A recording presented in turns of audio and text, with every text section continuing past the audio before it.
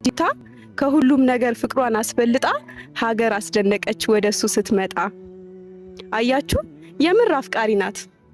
ይህንም አይቶ እሱስ መቼም ቢያላት። ልንገርሽ ሩታ አንቺ ትለያለሽ፣ ለፍቅሯ የምትሞት የምር አፍቃሪ ነሽ። ውዴ ስሚኝማ፣ ስለ ውዱ ባልሽ አድምጪ ልንገርሽ። ምርጫሽ ትክክል ነው ከቶ መች ተሳሳትሽ። የቆንጆዎች ቆንጆ የጀግናዎች ጀግና፣ ልቡን የከፈተ ዳግም እንደገና። በጣም የዋህ ሰው ነው ለሚወደው ሰው ሟች፣ ለራሱ የማይኖር ለሌሎች መኖርን ሁሌ የማይሰለች።